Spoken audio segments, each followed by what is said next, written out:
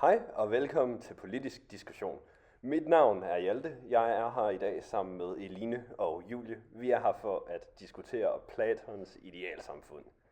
Ja, Platons idealsamfund går ud på, at det er delt op i herskere eller filosofer, og så krigere eller vogtere, og så producenter eller erhvervsdrivende. Og der er det delt op på den måde, at herskerne, altså filosoferne, det er dem, der ved allermest. De uddanner, kan man så sige, gåseøjne, krigerne og vogterne, eller nej, krigerne / vogterne.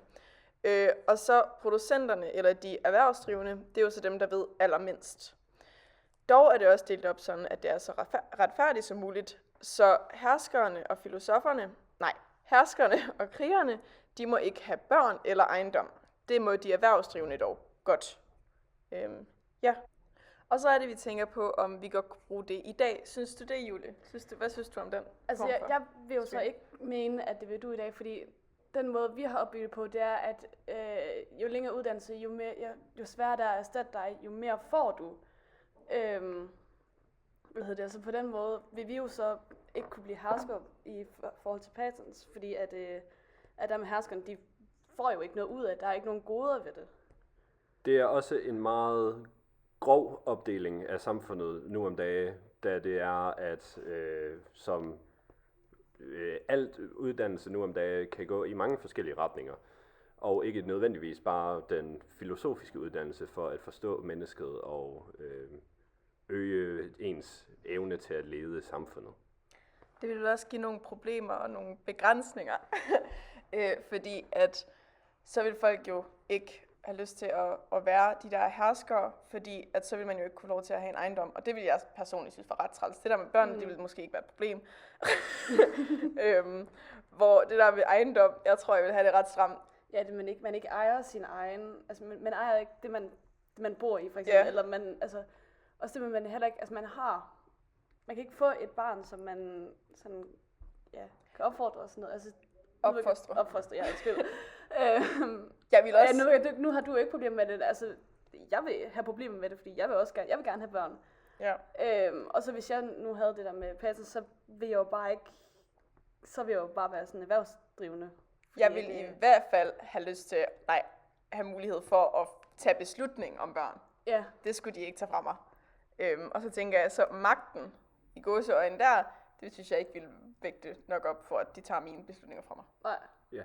Og det er også endnu et af de problemer ved den grove opdeling, at hvis man nu stræber for at ville være den lærte og ville være den vil blive filosofen og hjælpe med at lede, så vil man så blive nødt til at give afkald på både hus og børn.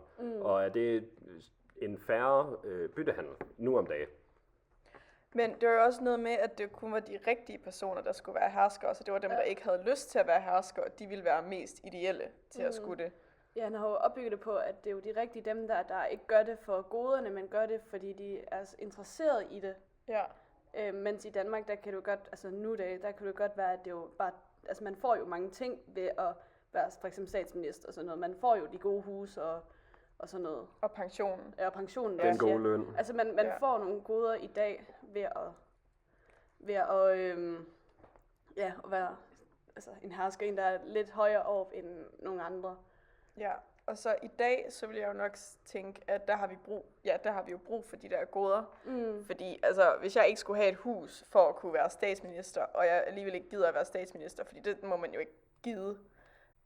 Ja, altså vi har jo allerede nu, der har vi allerede goder, eller dengang havde de jo allerede goder ved at arbejde, de fik jo nogle ting ved det. Og det gør vi jo også i dag, altså med at vi arbejder, så får vi løn og sådan noget.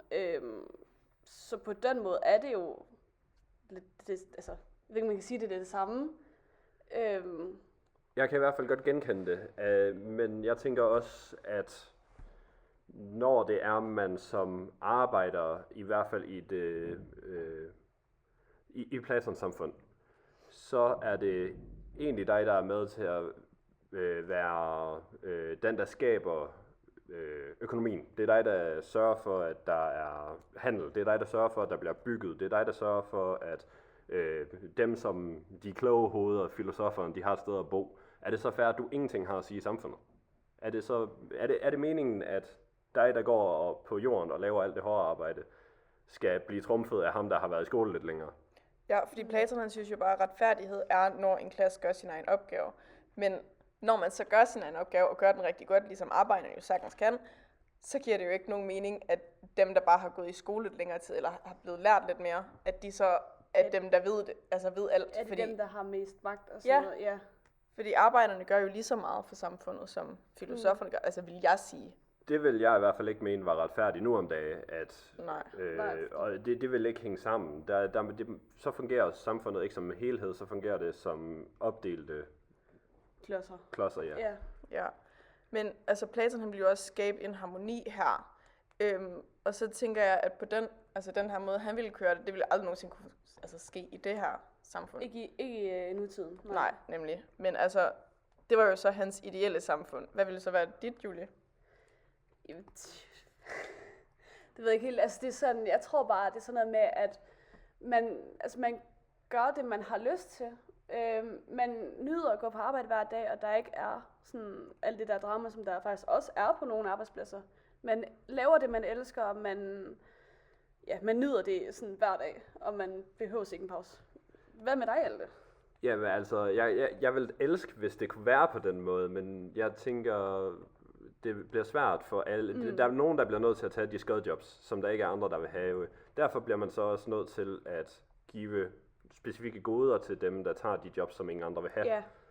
For at det hele ligesom kan løbe rundt. Så derfor så bliver man nødt til at skabe ulighed i, hvilke goder man får, afhængig af hvilke embed man nu engang tager.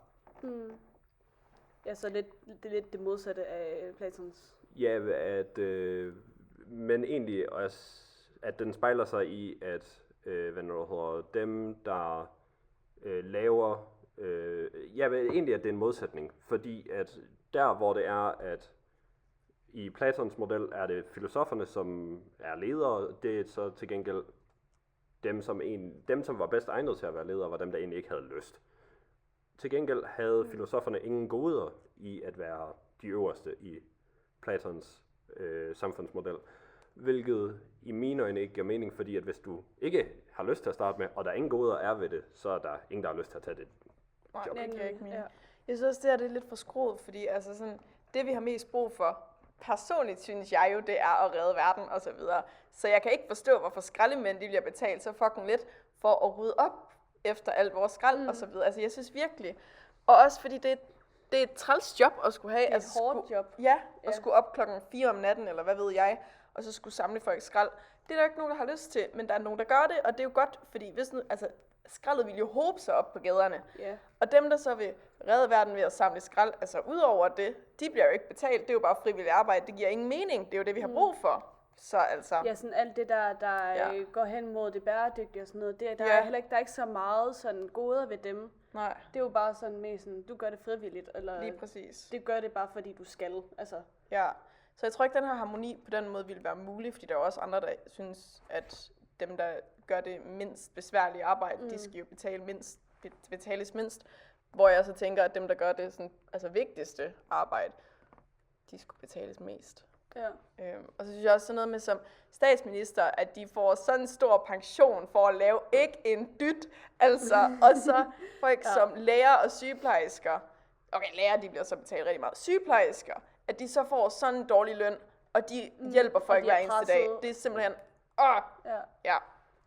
Jamen, sådan har jeg det også, altså de kunne godt, der er nogle steder, hvor jeg synes, det er lidt dårligt, men det er lidt for skruet.